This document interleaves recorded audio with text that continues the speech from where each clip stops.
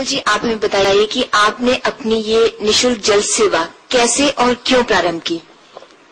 ये सेवा श्रीनाथ जी निःशुल्क जल सेवा का नाम तो बाद में पड़ा है, सबने देखा। तो सबसे पहले हमने एसएन मेडिकल कॉलेज में इमरजेंसी वार्ड में बर्फ के टुकड़े रखे।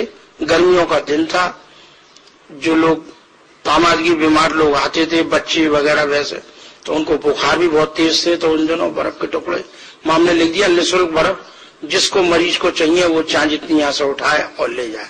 तभी हमने 4 बाल्टियां पानी की भी सर्विस करी, सुराई भी रखी। उनसे देखा कि लाभ कम पहुंच रहा है, तो वहां पे आइस बॉक्स के 5-7 डिब्बे हमने लगाए। तो उस समय कौन कौन लोग आपके साथ में थे? नरेंद्र सिंह सुराना, आगरा बर्तन भंडार के मालिक, और मैं था।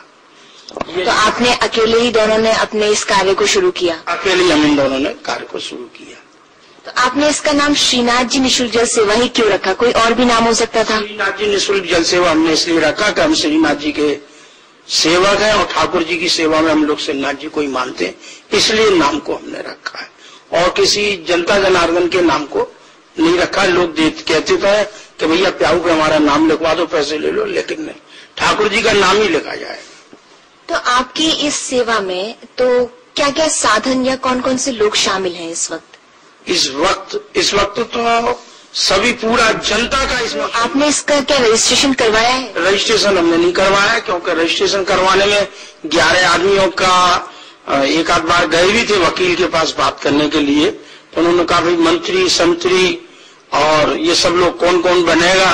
तो फिर आपस में सब लोगों का यही हुआ कि इस संस्था को कोई जरूरत नहीं है, बगैर इसके ही बनाई जाए तो ज्यादा अच्छा। क्योंकि ये अपने आप में एक सेवा है, इसके लिए कोई लाभ आप लोग अपने व्यक्तिगत रूप से नहीं ले रहे? नहीं, इसके लिए हम कोई भी प्रशासन का तो हमें किसी प्रकार का कोई सहयोग है ही नहीं, और जनता के सहयोग से ये चल रही है, इसलिए रजिस्ट्रेशन कराना हमने उच्च के सामने भी बात रखी थी कि अगर हमें प्रशासन जगह दे तो हम पक्की प्याऊ बनवा दें। जनता के लोगों में से कुछ धनवान लोग ये कहते हैं कि भाई पक्की प्याऊ बन जाए, जिसमें 12 महीने की सेवा चले और वो अच्छी रहे, लेकिन प्रशासन का इस ओर कोई ध्यान नहीं है और कई जगह मिलने का भी नहीं है साधन।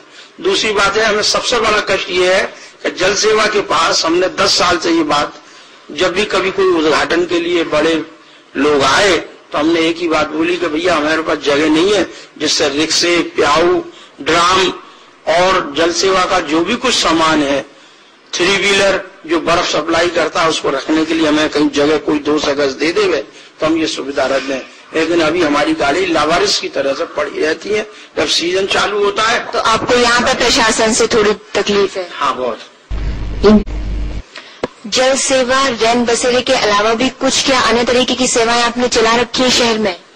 जल सेवा के अलावा, रैन बसेरे के अलावा हमारी एक मोक्ष विमान गाड़ी हमने 5 साल पहले से चालू करी है, जो एसएन मेडिकल कॉलेज में खड़ी करते हैं, उसको लावारिस लाशें विद्युत शवगृह तक पहुंचाते हैं।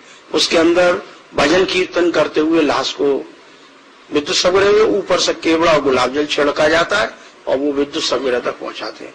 तीसरा काम हमारा लंगड़े की चौकी पे श्रीनाथ जी निःशुल्क दवाखाना है, जहाँ 5 रुपए का पर्चा पे दवा दी जाती है और उसको डॉक्टर साहब देखते हैं। तो लंगड़े की चौकी के अलावा भी और कहीं पर है? एक ही दवाखाना है, क्योंकि खर्चे के अभाव के हिसाब से जैसा पैसा आता है उसी हिसाब से हम अपना खर्चा करते हैं। इसमें रोकड़ में हमारे पास ना कोई बचता है ना हमारा कुछ लगता है।